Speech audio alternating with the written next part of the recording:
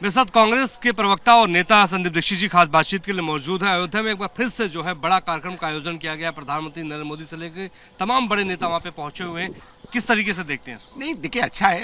एक भव्य मंदिर वहां बना है, बहुत से लोग उसका उत्सव मनाते हैं, वो लोगों के लिए बहुत बड़ी चीज है। लेकिन धार्मिक कार्यक्रमों में जाना ये तो एक व्यक्तिगत निर्णय होता है। मैं तो हमेशा कहता हूं कि कोई राजनेता या कोई व्यक्ति जो चुना हुआ हो, उसका मापदंड तो उसकी नीतियां, जनता पर उसका क्या असर होता है, उसमें मैं देखता हूँ। बाकी हमारे यहाँ अलग अलग परंपराएं हैं, लोग अलग अलग तरीके के मंदिरों में जाते हैं, अलग अलग तरीके से आराधना और अपनी आस्था प्रकट करते हैं। तो कोई किस तरीके से करता है उसका व्यक्तिगत निर्णय है, उसमें कोई, मुझे तो नहीं लगता कि कोई हमें को कोई कमेंट करने का मतलब। तो क्या संदीप दीक्षित भी जाएंगे, राम मंदिर का दर्शन करेंगे?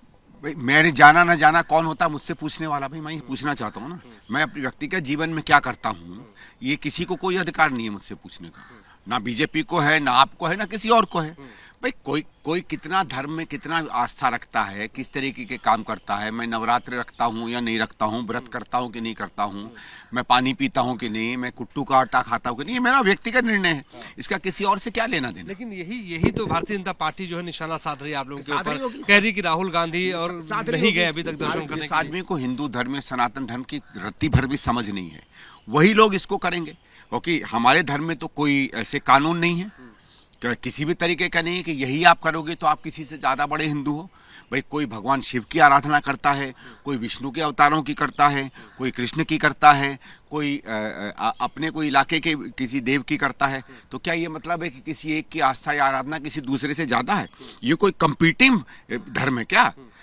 तो फिर हम देख लेंगे। फिर तो ऐसा कि एक आप लिस्ट बना दीजिए, कितना समय खाना है, कितना नहीं खाना है, कितने व्रत रखने चाहिए, कितने नहीं रखने चाहिए, उसके मापदंड में आप एक बनाइए। लगता है कि राजनीति और मंदिर, राजनीति और धर्म दोनों को अलग अलग देखना चाहिए, दोनों को अलग अलग रखना चाहिए। अलग अलग है, बिल्कुल अलग अलग है।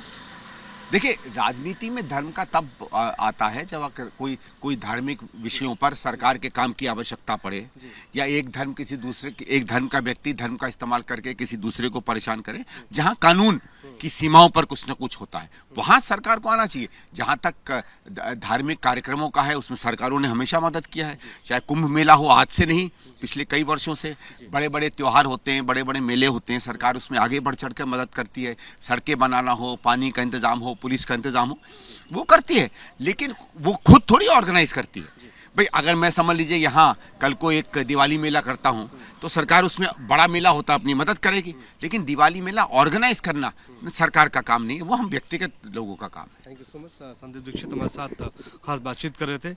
हमारे सहयोगी परवीन दीक्षित के साथ